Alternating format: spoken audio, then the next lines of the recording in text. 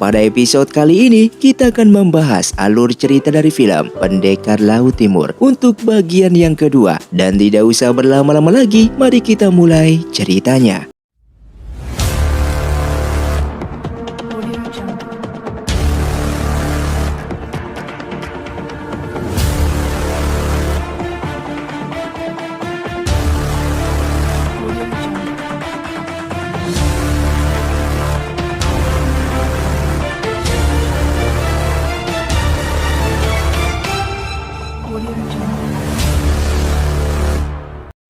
Film pun dilanjutkan dengan diperlihatkannya kedua pasangan ini terlihat semakin dekat. Hubungan antara Yunhee yang lemah dan Changyi yang sangat kuat juga mulai akrab. Changyi lalu berjanji akan membawa Yunhee menuju Istana Laut Timur selepas mereka meninggalkan lembah bunga.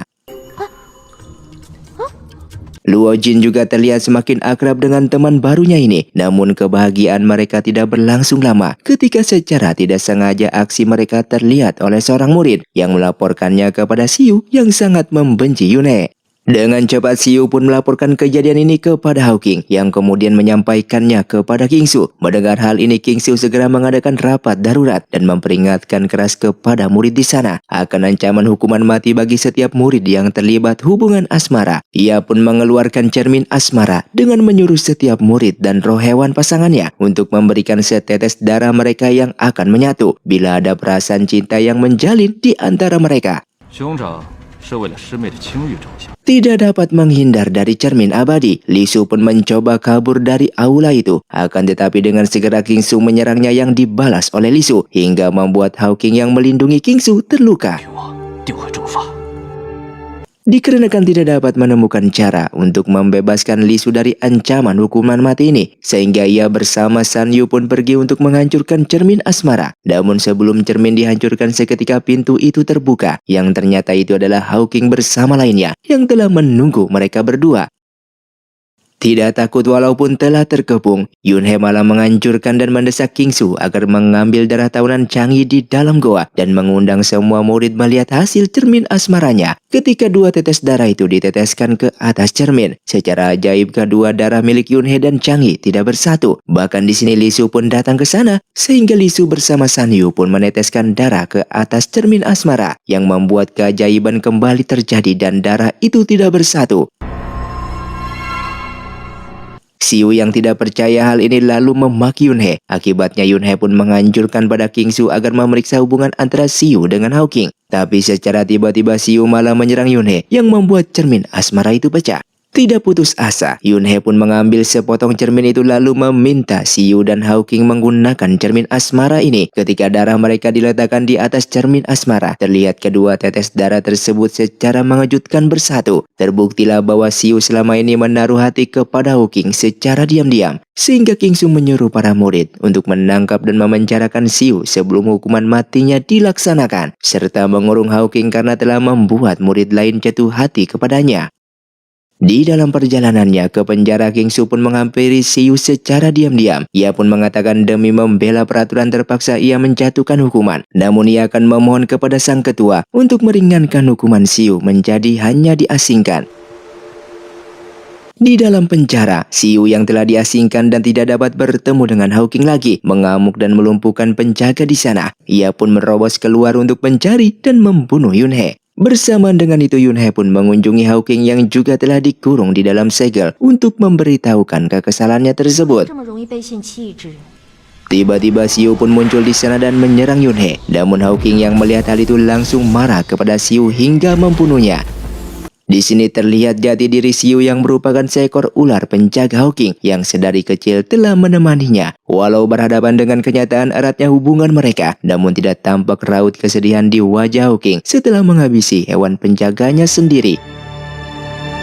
Ketika pulang, terlihat Yunhee mengeluarkan cermin asmara asli dari balik bajunya yang telah pecah menjadi kepingan kecil sewaktu dirinya diserang oleh Xiu. Ia juga merasa aneh akan sikap Hawking yang ternyata telah mengetahui bahwa cermin yang ia gunakan sebelumnya di aula adalah cermin palsu. Namun Hawking membiarkan kejadian curang ini.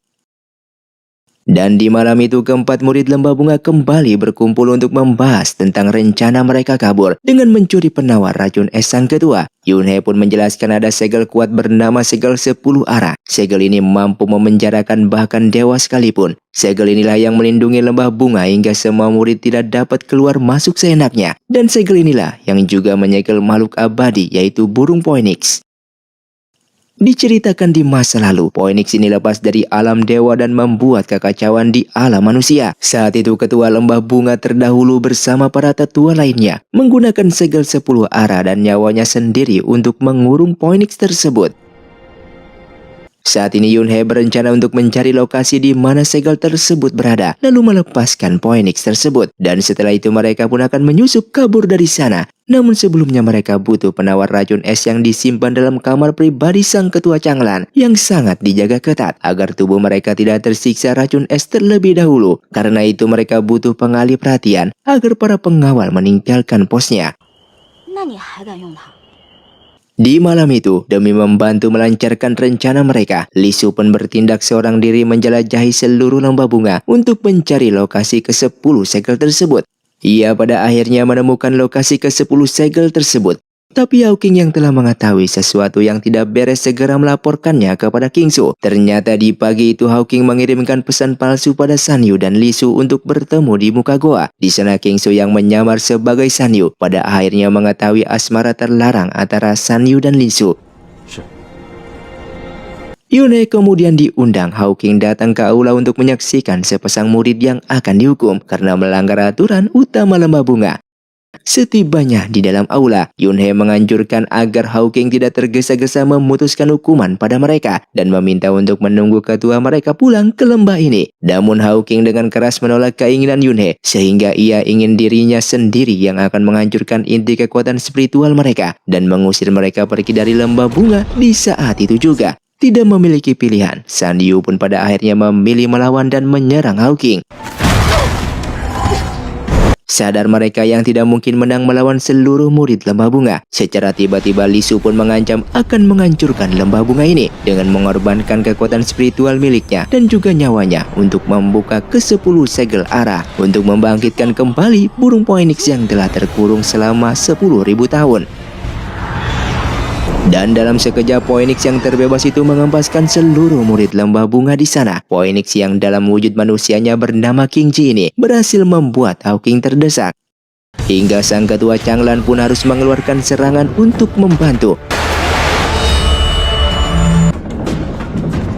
Dengan bersamaan Yunhei yang akan menyusup kabur untuk mencari obat penawar racun es tersebut.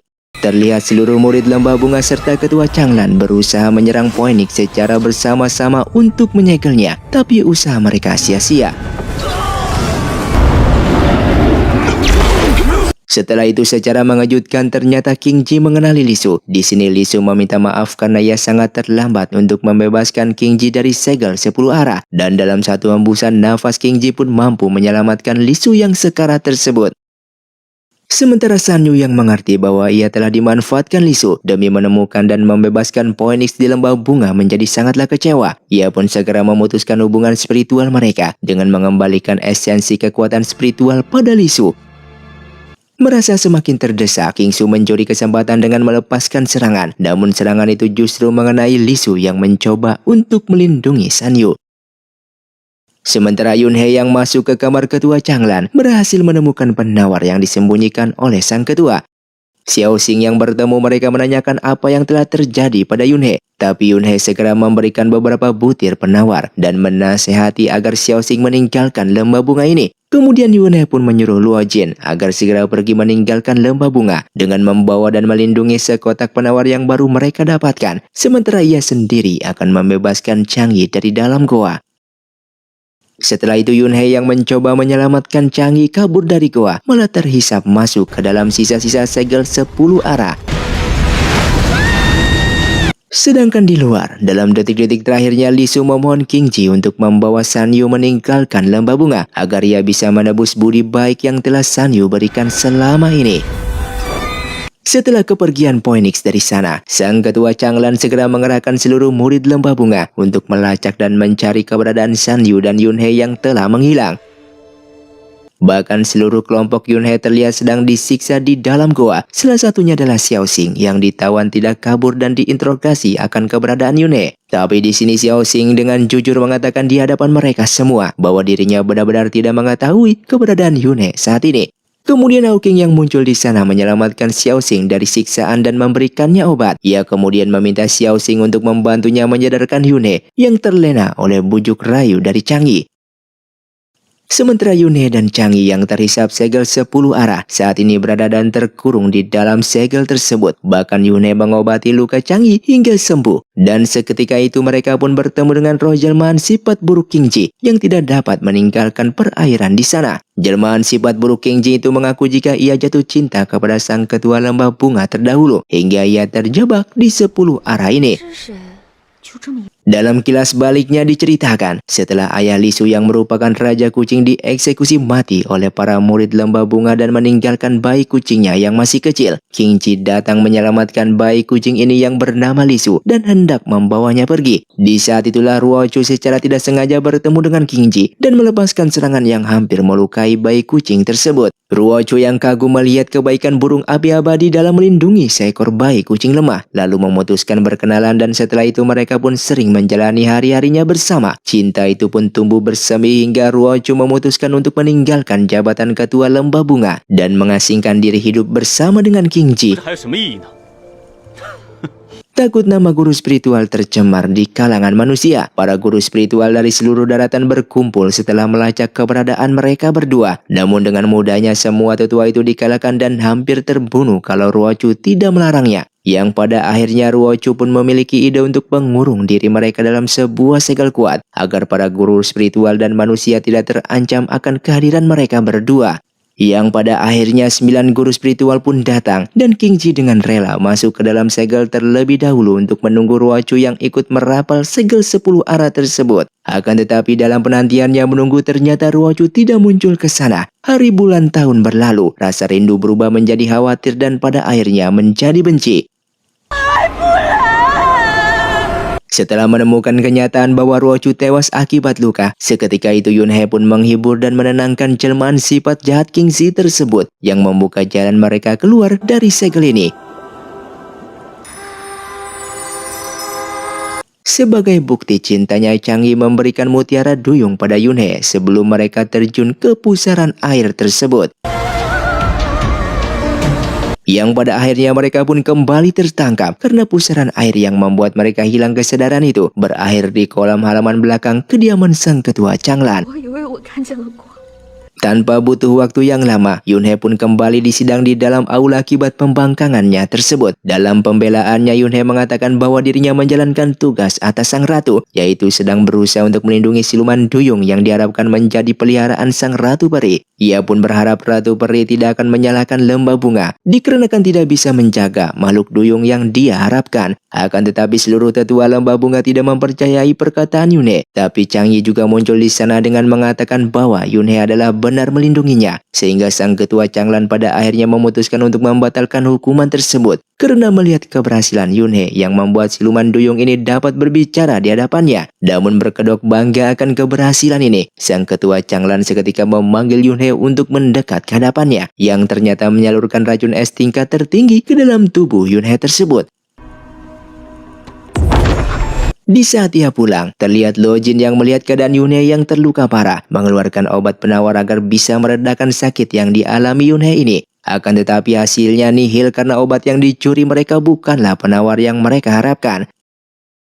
Terlihat kondisi semakin tegang ketika Kingsu muncul di sana memberitahukan bahwa ia dan ketua Changlan telah paham maksud serta tindakan gerak-geriknya. Dan maksud sang ketua Changlan memberikan racun es kepada para murid lembah bunga tak lain untuk menyelamatkan lembah bunga ini, karena dalam racun es itu terkandung pula kekuatan spiritual yang dapat membangkitkan kekuatan tersembunyi mereka yang memiliki bakat tersendiri.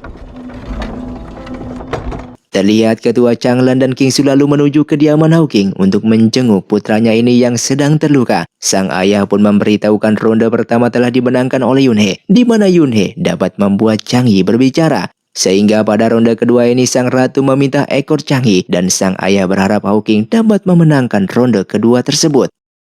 Dengan cepat Hawking pun kembali menghampiri Chang'e dan berniat untuk memotong ekornya dengan cara paksa. Akan tetapi Chang'e telah pulih kekuatan spiritualnya, memberikan perlawanan.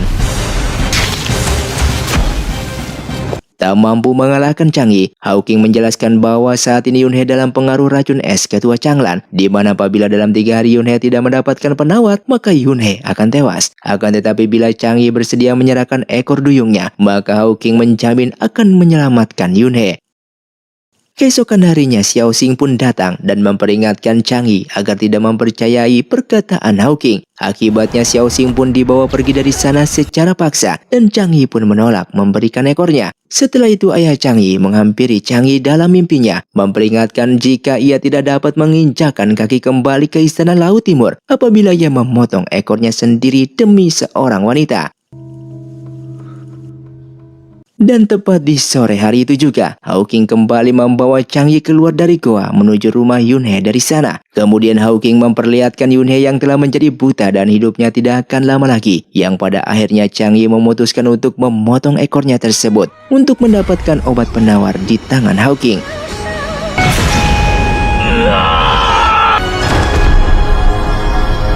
Singkatnya, Yunhe pun kembali pulih setelah mendapatkan penawar dari Hawking. Dengan mendapati kenyataan bahwa ekor Chang'e telah terpotong demi menyelamatkan nyawanya sendiri dan mengerti bahwa hal tersebut merupakan tindakan dan kelakuan dari Hawking. Dengan marahnya, Yunhe pun menghampiri lalu menampar saudaranya itu hingga berdarah. Dengan raut wajahnya yang sedikit menyesal, Hawking mengatakan walaupun ia salah, tapi saat ini posisi mereka berimbang dalam mencari perhatian dari sang ratu peri. Setelah memberikan ekor Chang'e pada sang ayah, terlihat Hawking pun mulai goyah hasrat kerinduan dari akan figur seorang ayah. Ia pun mempertanyakan hubungan ayah dan anak antara mereka yang terasa tanpa didasari kasih sayang. Akan tetapi hanya diberikan tugas untuk terus melayani para penguasa lembah bunga ini. Di sini sang ayah pun merasa sangatlah bersedih karena Hawking tidak memahami maksud baik dirinya bagi anaknya itu. Karena perbuatan Yunhe yang berani mendampar Hawking, sehingga Yunhe pun kembali disidang di aula dan ketua Changlan menjatuhkan hukuman cambuk padanya sebanyak 30 kali dengan cambuk tulang api. Hawking yang datang ke sana dengan meminta ayahnya membatalkan hukuman ini karena Yunhe baru saja sembuh dari racunnya.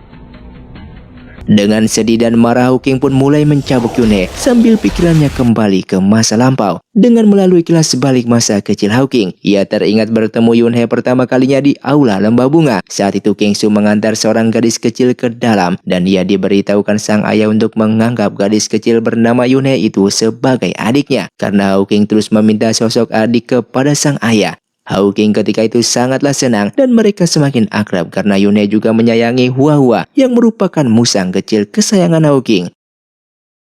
Namun secara tiba-tiba sang ayah menyuruh Hawking untuk membunuh Huahua. Lalu Kingsu mengikat Yunhe dan Huahua di atas jurang dengan menyuruh Hawking untuk menentukan pilihan mana yang akan diselamatkan. Karena Hawking yang tidak mau menentukan pilihan, sehingga sang ayah pun melepaskan keduanya tersebut. Beruntungnya Yunhe dapat menyelamatkan diri setelah tersangkut di tebing, tapi tidak bagi musang kecil yang dikurung di dalam karung. Sang ayah yang masih tidak puas melihat putranya yang terlalu lemah memaksa Yunhe kecil yang menolak perintah untuk menjalankan rencananya untuk mendorong Hawking jatuh dari tebing jurang ke dalam goa ular. Bahkan ketua Changlan memberikan racun es dan menyiksa Yunhe agar batu. Beberapa hari kemudian rencana itu pun dijalankan hingga sampailah mereka di sebuah jurang. Saat itu tangan Yunhe bergerak di luar kendali, mendorong kakak angkatnya jatuh ke dalam jurang tersebut dan menolak menolong bahkan memaki Hawking. Di saat Hawking terjatuh ke dasar jurang yang merupakan sarang banyak ular berbisa, di sanalah ia pertama kali bertemu dengan Xiu yang merupakan bayi ular. Yang pada awalnya Hawking merasa dendam kepada Yunhe, tapi di sore harinya Yunhe kembali ke sana dengan memberikan makanan ular-ular berbisa tersebut agar tidak menyerang Hawking. Terlebih ketika Hawking berhasil naik dari jurang, ia pun melihat secara langsung ayahnya yang sedang menyiksa Yunhe dengan racun esnya karena menolak mendorong dirinya ke dalam jurang tersebut. Setelah hukuman dilakukan, keesokan harinya Yunhei menghampiri Hawking yang mengundangnya dan menawarkan dirinya untuk bekerja sama. Hawking memberitahukan Yunhei untuk tidak terlalu merasa bersalah setelah mendorongnya ke jurang ketika mereka kecil, dikarenakan ia mengetahui dari dulu ayahnya lah yang menyuruh Yunhei untuk melakukan perbuatan keji tersebut. Saat ini Hawking ingin menumbangkan sang ayah sebagai ketua lembah bunga dan memberikan penawar pada semua murid yang diberi racun es tersebut agar mereka bisa terlepas menjalani kehidupan tanpa dibayangi rasa ketakutan akan siksa dan kematian. Tanpa adanya Sanyu yang bisa membantu, sehingga Hawking dan Yunhei mempelajari teknik segel roh untuk melawan Kingsu yang tingkat energi spiritualnya bahkan jauh di atasnya mereka. Dan film pun bersambung.